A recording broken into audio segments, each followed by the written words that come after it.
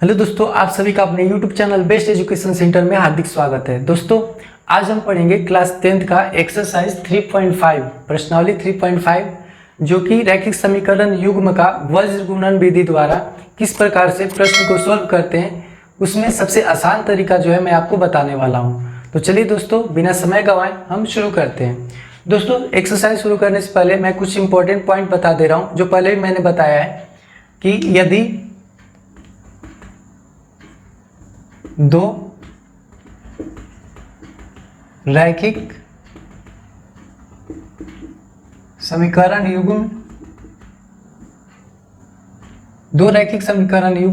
a1x plus b1y plus c1 बराबर 0 और दूसरा a2x plus b2y plus c2 बराबर 0 है ना। इस प्रकार से हम दो रैखिक समीकरण को निरूपित करते हैं। तो अब दोस्तों, मैंने पहले बताया था, वही आज भी बताने वाला हूं कि इसमें तीन कंडीशन होते हैं, है ना। पहला कंडीशन क्या होता है?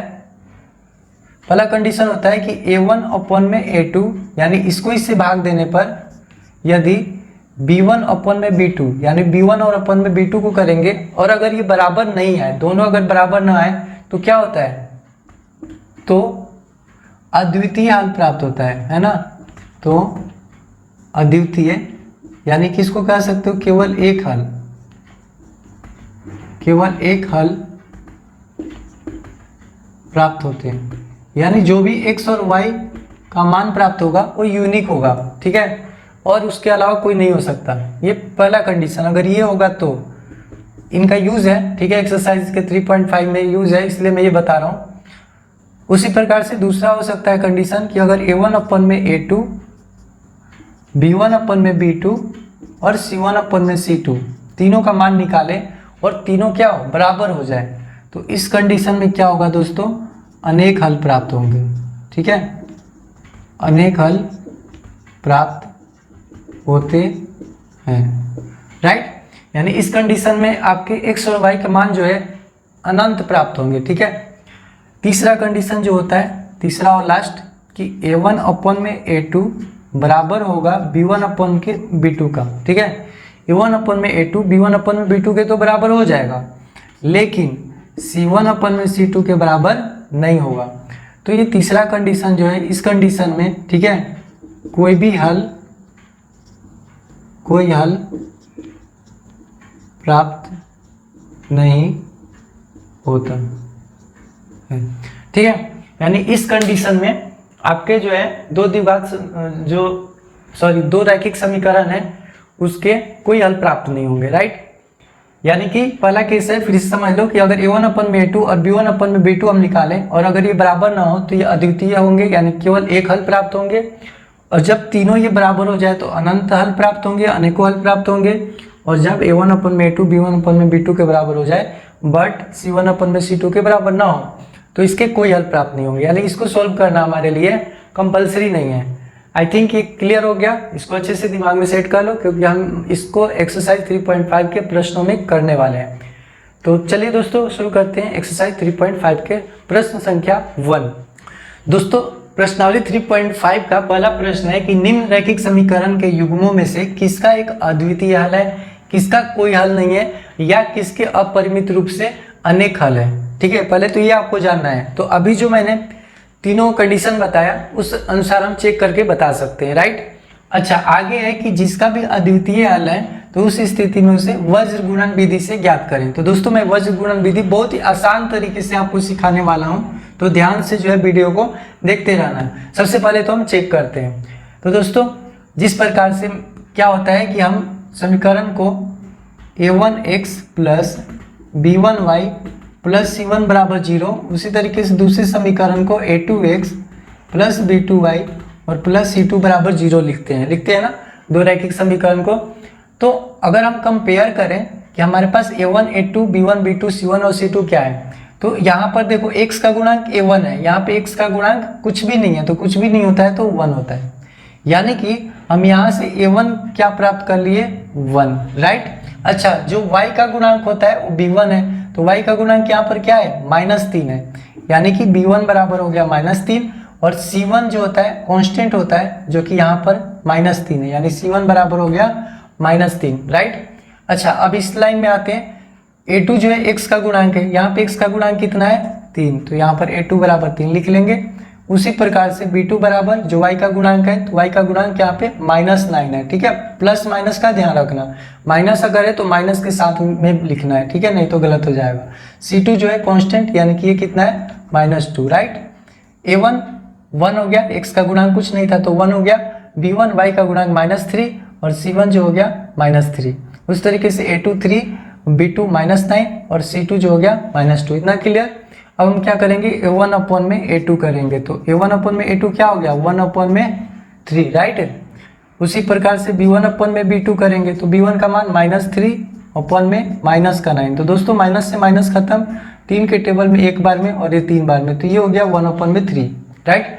उस प्रकार से C1 अपॉन में C2 करेंगे, तो C1 अपॉन में C2, C1 का मान कितना है -3 और C2 का मान -2, यानी कि ये माइनस माइनस कट गया, तो क्या आ गया 3 अपॉन में 2।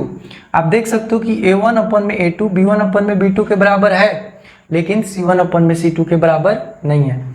तो यहाँ पे लिख लेता हूँ, क्योंकि A1 अपॉन में A2 equal to B1 upon में B2 and not equal to C1 upon में C2। तो ये याद करो कौन सा कंडीशन है, तीसरा वाला कंडीशन, यानी इसके कोई हल प्राप्त नहीं होंगे, राइट। अर्थात इसके कोई भी हल प्राप्त नहीं होंगे, यानी कंडीशन कौन सा हो गया, इसका कोई हल नहीं है, ये वाला हो गया, राइट। तो जब कोई हल ही नहीं है तो इसको हम सोल्व नहीं करेंगे, क्योंकि हमें सिर्फ अद्वितीय जो हल है उसकी स्थिति में वर्जी गुणन विधि से ज्ञात करना है, राइट। आपको क्लियर हो गया होगा किस प्रकार से हम A1 A2 B1 B2 और C1 C2 को अलग करते हैं, और इस प्रकार से हम किस प्रकार से रखकर और इसको चेक करते हैं, राइट। इसी प्रकार से करते हैं प्रश्न संख्या दूसरा इसका। दोस्तों प्रश्न संख्या पहले का जो दूसरा है 2x + y = 5 और 3x + 2y = 8। तो दोस्तों अगर इसको हम इस जो है फॉर्म में चेंज करें, तो C1 जो है उधर बराबर में इधर आके, ठीक है, प्लस का 5 है, इधर आके क्या हो जाएगा -5, ठीक है। तो इसको अगर सही कंडीशन में लिखे हम, तो 2x + y इधर आके क्या हो जाएगा -5, तो इधर रह जाएगा 0। उसी प्रकार से इसमें 3x + 2y, ये 8 इधर प्लस में, तो इधर आके माइनस में हो जाएगा। तो ये इस प्रकार के फॉर्म में चेंज हो गया। अब आती है बात कि हम A1 A2 B1 B2 और C1 C2 को अलग करते हैं, तो मैं यहाँ पे अब डायरेक्ट कर रहा हूँ, आप समझो, ठीक है। A1 अपॉन में A2, दोस्तों x का गुणांक यहाँ पर है, तो A1 का मान हो गया 2 और इस वाले में A2 का मान हो जाएगा 3, राइट।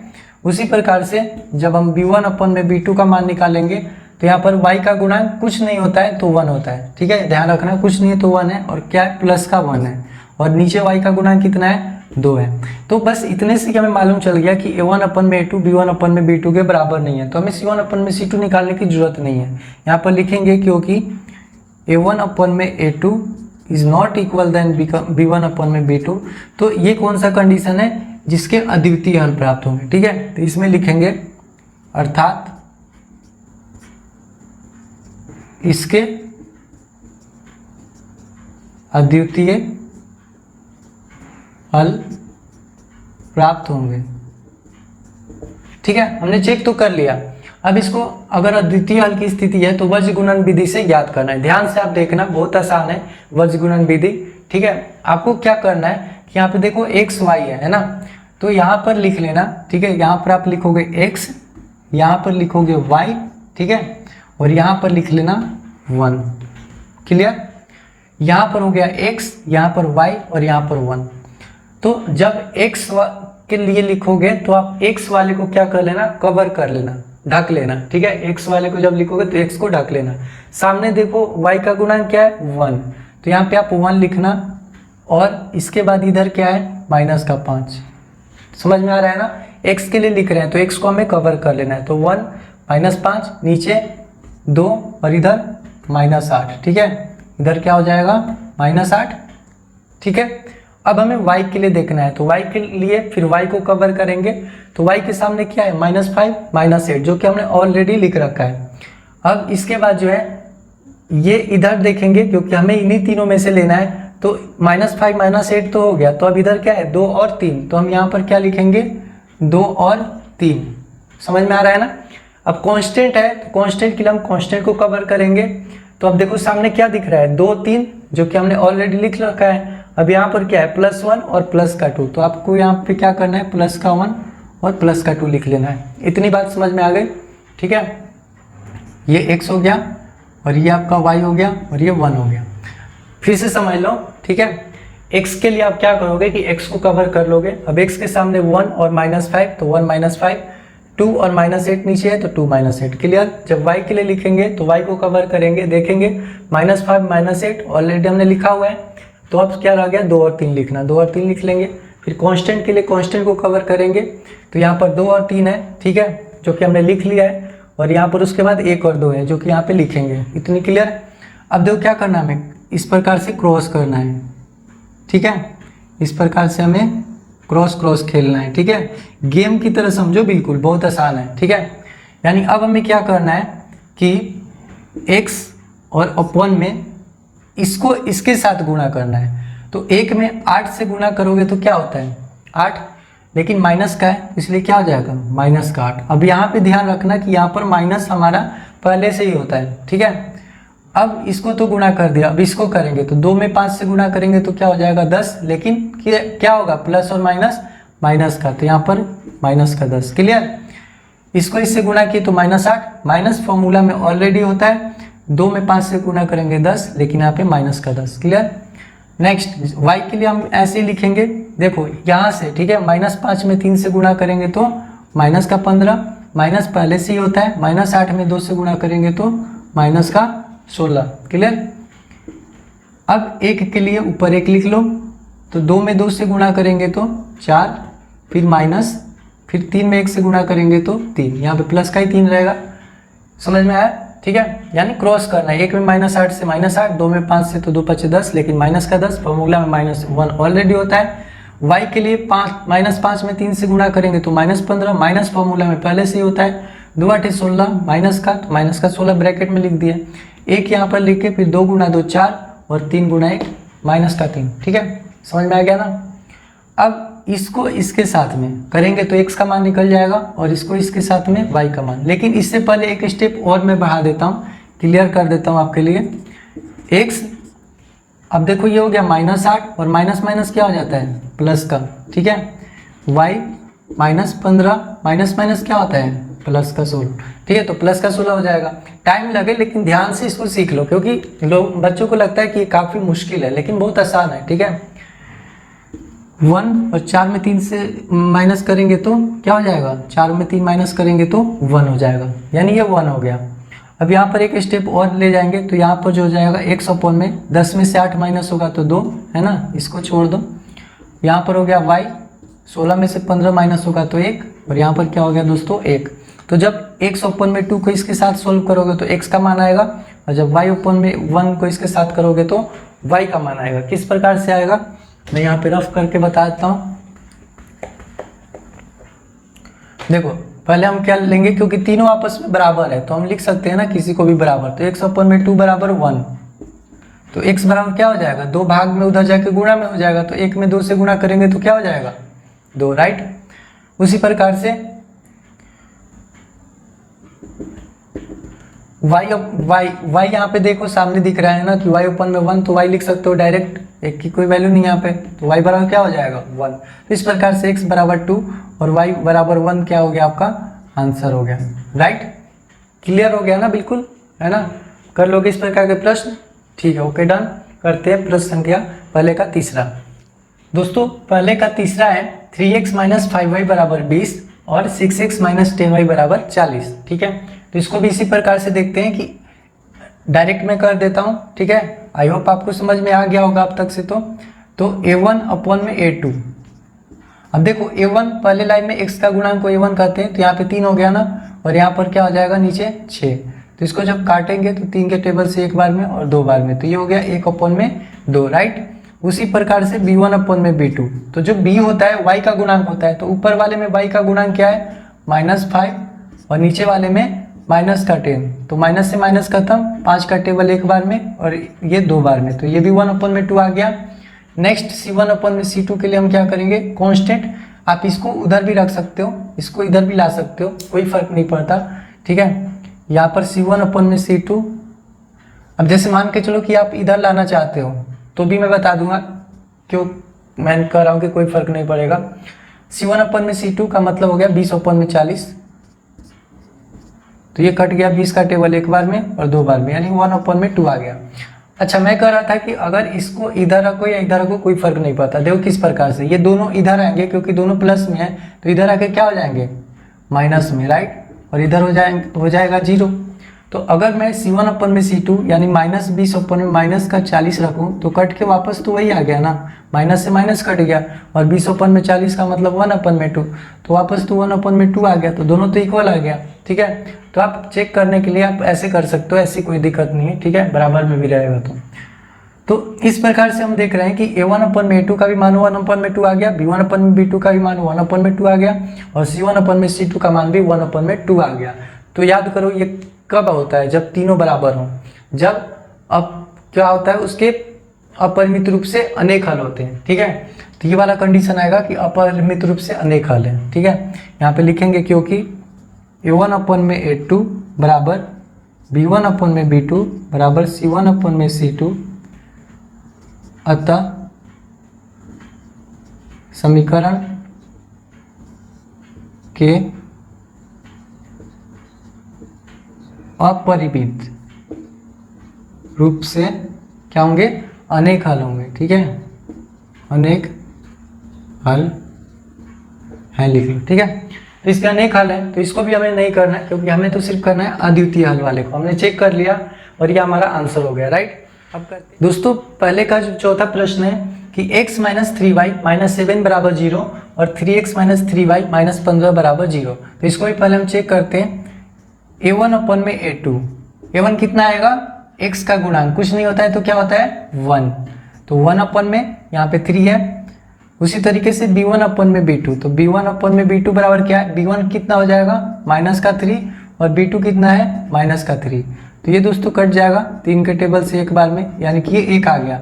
तो आप देख रहे हो कि ये दोनों क्या है, आपस में बराबर नहीं है। तो यहीं से हमें मालूम चल गया कि क्योंकि A1/A2 बराबर नहीं है B1/B2 के, इसलिए क्या होगा, अद्वितीय हल प्राप्त होगा, है ना, अद्वितीय हल प्राप्त होंगे, राइट।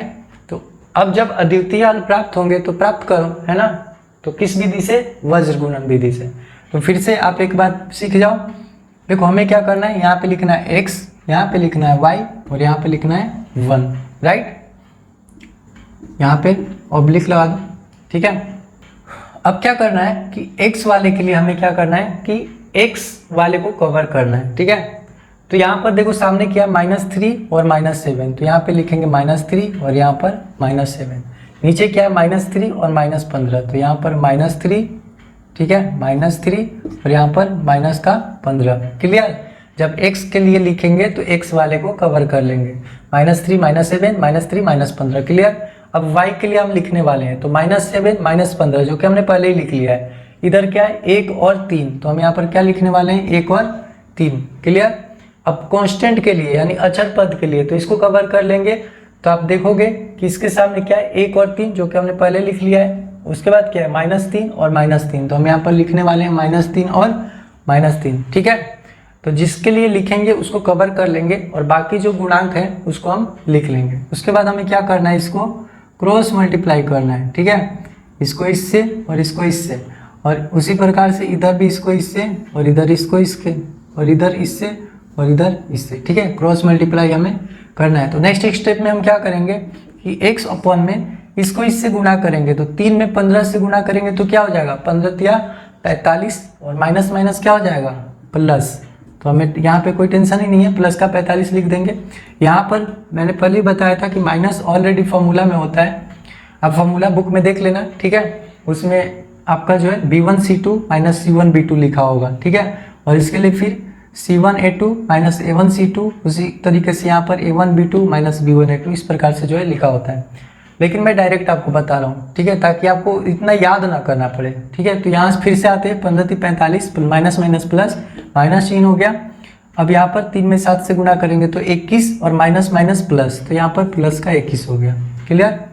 अब यहाँ पर y देखो 7 में 3 से गुणा करेंगे तो 21 होगा, लेकिन यहाँ पे क्या है, माइनस है, तो माइनस का 21। फिर माइनस फॉर्मूला में ऑलरेडी होता है, -15 में 1 से गुणा करेंगे तो -15 ही होगा, तो इसको ब्रैकेट में डाल देते हैं -15। अब आते हैं 1 के लिए, तो 1 नीचे, 1 में 3 से गुणा करेंगे तो 3, लेकिन माइनस में ये है तो माइनस का 3, माइनस फॉर्मूला में होता है, 3 में 3 से गुणा करेंगे तो 9, लेकिन माइनस का 9, तो यहाँ पर हम ले लेंगे माइनस, क्योंकि प्लस माइनस माइनस हो जाता है, ठीक है। अब यहाँ पर क्या दोस्तों हो जाएगा, 45 में से 21 माइनस करेंगे तो क्या हो जाएगा, 24, राइट, ठीक है, ओके। और इधर क्या हो जाएगा, y ओपन में ये माइनस माइनस क्या हो जाएगा, प्लस हो जाएगा, यानी कि -21 + 15, ठीक है। तो डायरेक्ट में -6 लिख देता हूँ, है ना। तो यहाँ इसको माइनस करके यहाँ पे -6 लिख दिया। यहाँ पर क्या हो जाएगा, 1 ओपन में -3 और माइनस माइनस प्लस का 9, ठीक है, माइनस माइनस प्लस का 9, तो 9 में से 3 माइनस होगा तो क्या बचेगा, 6, तो इसको डायरेक्ट में 6 लिख दूँ, ओके। अब दोस्तों ये जो है, जब इसको सोल्व करेंगे तो x का मान प्राप्त होगा और इससे y का मान प्राप्त होगा। तो करते हैं इसको, इस प्रकार से करेंगे, आप पॉज करके बीच बीच में नोट कर लिया करना, ठीक है। तो इसको लिखते हैं, जब x ओपन में 24 बराबर 1 ओपन में 6, तो x बराबर क्या हो जाएगा, ये 24 जो है भाग में इधर जाके गुणा में आ जाएगा, यानी ऊपर हो जाएगा। अब देखो 6 से 24 कितनी बार में कटेगा, 4 बार में, यानी x का मान क्या प्राप्त हो गया, 4। उसी प्रकार से क्या है, y ओपन में -6 बराबर 1 ओपन में 6, ठीक है। इसको इससे कंपेरिजन करना है और इसको फिर इससे, ठीक है। तो अब ये भी -6 उधर चला जाएगा, यानी कि y बराबर ये हो गया, यहाँ पे -6 1 से गुणा होकर -6, और ये 6 भाग में है, तो 6 से 6 एक बार में कट गया, लेकिन माइनस यहाँ पे लगा हुआ है इसलिए -1, यानी कि x बराबर 4 हो गया और y बराबर क्या हो गया दोस्तों, -1। तो ये हो गया आपका आंसर। आयो दोस्तों, प्रश्न संख्या 2 है, 2 का पहला कि a और b के किन मानों के लिए निम्न रैखिक समीकरणों के युग्म के अपरिमित रूप से अनेक हल होंगे। ये आपके 2 रैखिक समीकरण युग्म है, इसमें कंडीशन एक लग रहा है कि अनेक हल है। तो अनेक हल होने के लिए आपको मालूम है कि क्या होता है, a1/a2 बराबर b1/b2 बराबर c1/c2 होता है। तो यहाँ पर हम पहले लिखते हैं, क्योंकि अनेक हल प्राप्त होते हैं जब a1/a2 बराबर हो जाए b1/b2 और बराबर हो जाए c1/c2 के। तो दोस्तों यहाँ पे a1 का मतलब x का गुणांक यहाँ पर ऊपर वाले में क्या है, 2 है, और नीचे x का गुणांक कितना है, ये पूरा, ठीक है, a-b, ये ध्यान रखना है यहाँ पर। तो a-b। अब आते हैं b1 के बारे में, तो y का गुणांक 3 है और यहाँ पर y का गुणांक कितना है, a+b है, राइट। अब c1 यहाँ पर 7 है और यहाँ पर कितना है, ये पूरा c1 माना जाएगा, ठीक है, सॉरी ये पूरा क्या माना जाएगा, c2, ये तो c1 हो गया, ये c2 हो जाएगा, तो 3a + b - 2। तो इस प्रकार से हम a1/a2, b1/b2 और c1/c2 को बराबर कर लेंगे। इतनी बात समझ में आ गई, ठीक है। अब क्योंकि तीनों आपस में बराबर है तो हम ये लिख सकते हैं, पहले इसको इसके साथ और इसको इसके साथ, है ना। तो लिखेंगे जब, क्योंकि हमें a और b का मान प्राप्त करना है, तो लिखेंगे जब 2/a-b बराबर 3/a+b। तो क्रॉस मल्टीप्लाई करेंगे यहाँ पर, यानी इसको यहाँ पे लाते हैं, तो 2 गुणा a+b और ये उधर चला जाएगा ना, तो 3 गुणा a-b। तो जब 2 को a से गुणा करोगे तो क्या प्राप्त हो जाएगा, 2a, और यहाँ पे क्या हो जाएगा प्लस का 2b। उसी प्रकार से इधर हो जाएगा 3a - 3b। इतनी बात समझ में आ गई, ठीक है। अब दोस्तों देखो, अगर इसको इधर लाते हैं तो क्या हो जाएगा 2a, और ये 3a उधर प्लस में है, इधर आकर माइनस में हो जाएगा, और यहाँ पर -3b है, -3b रह गया, ये +2b उधर जाकर क्या हो जाएगा, माइनस का 2b। तो 2a में से 3a माइनस होगा तो माइनस का ही बचेगा ना, और ये दोनों माइनस में है तो जुड़ जाएगा, लेकिन चिन्ह माइनस का हो जाएगा, तो 3 और 2 कितना होता है, 5। माइनस से माइनस खत्म, यानी a बराबर क्या हो गया, 5b। क्लियर। इसको समीकरण 1 मान लो। अब उसी प्रकार से हम इन दोनों को बराबर करते हैं, यानी कि जब 3 में a प्लस बी बराबर 7 में यहाँ पर क्या है दोस्तों 3a प्लस बी माइनस 2। यहाँ पर भी क्रॉस मल्टीप्लाई करेंगे तो 3 के साथ इनको गुणा, यानी 3a प्लस बी माइनस 2 और 7 के साथ इसको गुणा। ठीक है, तो जब गुणा करेंगे तो 3 में 3 से गुणा करेंगे तो ये हो गया 9a, यहाँ पर हो गया 3b और ये 3 में 2 से गुणा करेंगे तो 6। समझ में आ रहा है ना। 7 को a से गुणा करेंगे तो ये 7a और ये हो गया आपका 7b। ठीक है, अब इनको इधर लाते हैं 9a प्लस 3b और इसको इधर लाएंगे तो माइनस 7a और माइनस 7b, दोनों प्लस में तो इधर आके माइनस में, और ये -6 को हम बॉर्डर पार करा देते हैं तो उधर जाएगा +6 हो जाएगा। अब देखो 9a में से 7a माइनस होगा तो क्या बचेगा 2a, और 3b में से 7b माइनस होगा तो क्या हो जाएगा 4b, है ना, क्योंकि यहाँ पर माइनस हो जाएगा। अब यहाँ पर देखो समीकरण 1 में, ठीक है, यहाँ पे लिखेंगे समीकरण 1 से a का मान रखने पर, तो समीकरण में a बराबर कितना है दोस्तों 5b है, तो यहाँ पर 2 और 1 के जगह पे हम क्या लिखेंगे 5b माइनस 4b बराबर कितना हो गया 6। यहाँ तक क्लियर। मैंने बस a की जगह पे यहाँ पे a बराबर 5b है ना वो रख दिया है। यहाँ पे मैं रफ कर देता हूँ, ठीक है, इसकी अब जरूरत खत्म है, पॉज करके नोट कर लिया करो। अब देखो यहाँ पर 2 में 5 से गुणा करेंगे तो क्या हो जाएगा 10b, और यहाँ पर कितना है 4b बराबर क्या हो गया 6। तो 10 में से 4 माइनस होगा तो क्या हो जाएगा 6 और b, ठीक है, बराबर 6। तो b बराबर क्या हो जाएगा 6 में, ये गुणा में तो भाग में हो जाएगा, यानी b बराबर क्या प्राप्त हो गया 1। अब देखो समीकरण 1 में b का मान रखने पर दोस्तों a बराबर क्या है 5b है, तो 5 और b का मान कितना निकल गया 1, यानी क्या हो जाएगा 5। यानी कि आप कह सकते हो कि a बराबर क्या हो गया 5 और b का मान कितना हो गया दोस्तों 1। ठीक है, तो इस प्रकार से जो b का मान है वो प्राप्त हो गया 1 और a का मान 5। आई होप आपको ये क्लियर हो गया होगा, है ना। इसमें हमें क्या करना था कि अपरिमित रूप से अनेक हल वाला रूल लगा लेना था। कंडीशन जो है a1/a2 b1/b2 और c1/c2 इक्वल का, क्रॉस में क्या करना है कि दोनों को इक्वल करके आपको इस प्रकार से a का मान प्राप्त होगा, फिर दूसरे से कुछ इस प्रकार से कंडीशन प्राप्त होंगे, फिर a का मान इसमें रखोगे तो यहाँ से b का मान प्राप्त हो जाएगा, और इस b का मान समीकरण में रखोगे तो a का मान प्राप्त हो जाएगा। ये इंपॉर्टेंट प्रश्न है, ठीक है, आपके एग्जाम में आ सकते हैं। ठीक है, ये अगर एग्जाम में आता है तो 5 नंबर का जरूर आएगा। ठीक है, तो इसका करते हैं दूसरे का दूसरा प्रश्न। दोस्तों दूसरे का जो दूसरा है कि किस मान के लिए निम्न रैखिक समीकरणों के युग्म का कोई हल नहीं है। ठीक है, ये 2 रैखिक समीकरण है, तो दोस्तों आपको बता रखा है कि कोई हल नहीं होने के लिए क्या कंडीशन है, रैखिक, क्योंकि रैखिक समीकरण, ठीक है, समीकरणों के युग्म का कोई हल नहीं होता जब a1 में a2 बराबर b1 में b2 हो, बट c1 में c2 के बराबर ना हो। तो हमारे इससे आंसर निकल जाएगा। ठीक है, हम इसको सिर्फ रख लेते हैं, इसको छोड़ दो।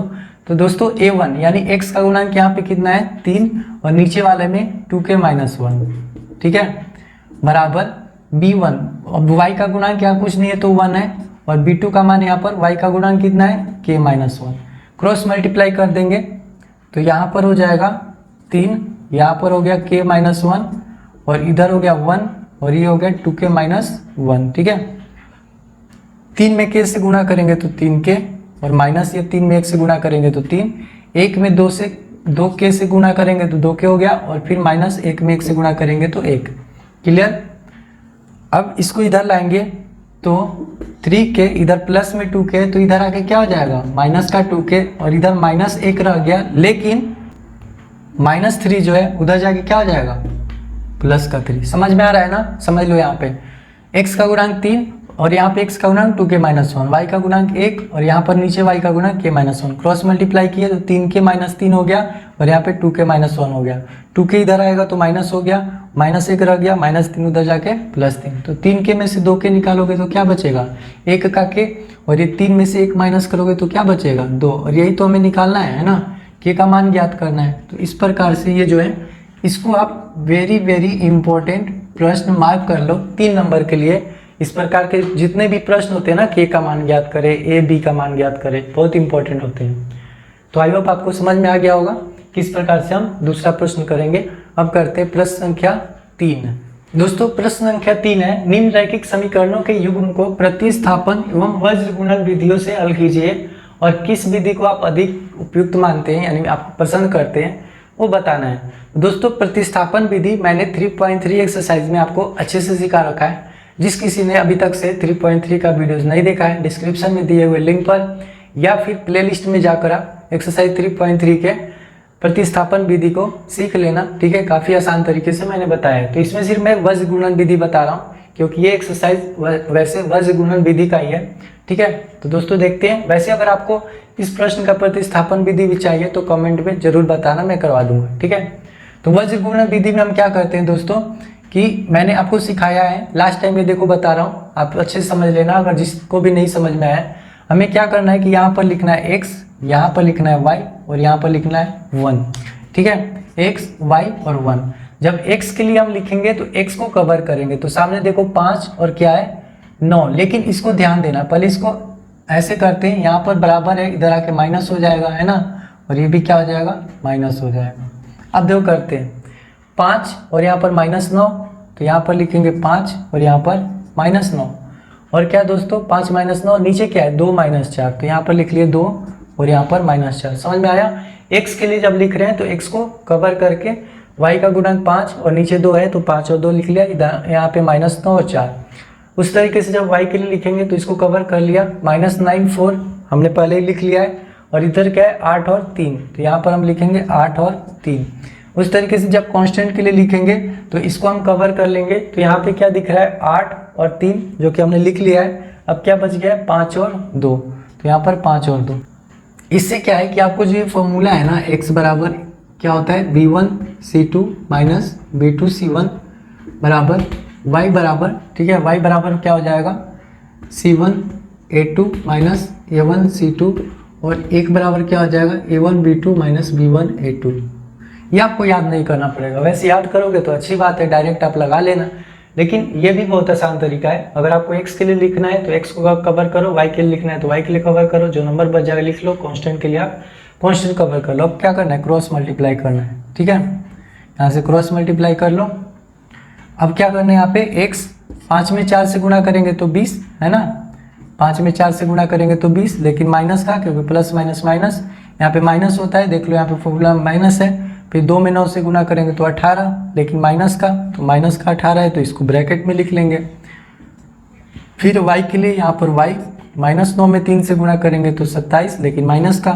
फिर यहाँ पे माइनस क्योंकि हमारे फॉर्मूला में होता है, तो 8 में 4 से गुणा करेंगे तो 32, लेकिन यहाँ माइनस है तो माइनस का 32।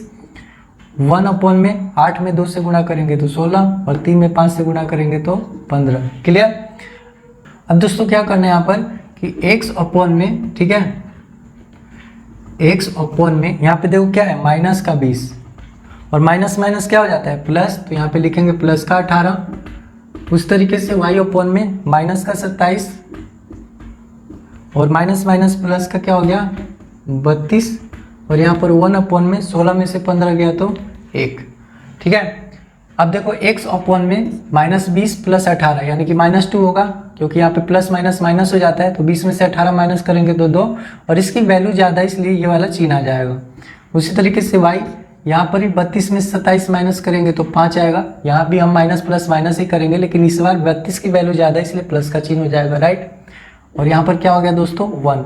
अब जब इसको इसके साथ सोल्व करेंगे तो x का मान और इससे y का मान आएगा, ठीक है।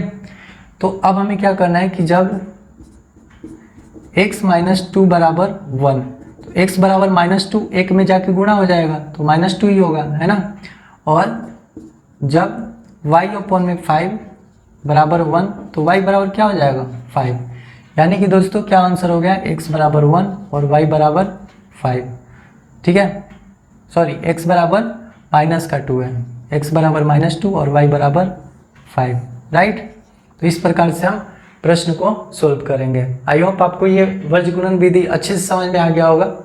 तो आज के लिए हम इतना ही करेंगे क्योंकि वीडियोस काफ़ी लंबी हो जाएगी। तो बाकी के जो प्रश्न है, यानी कि प्रश्न 4 के जितने भी प्रश्न है, ठीक है, उसमें सारे अगले वीडियो में करा दूंगा। ठीक है, तो फिर मिलते हैं नेक्स्ट वीडियोज में, तब तक के लिए जय हिंद दोस्तों।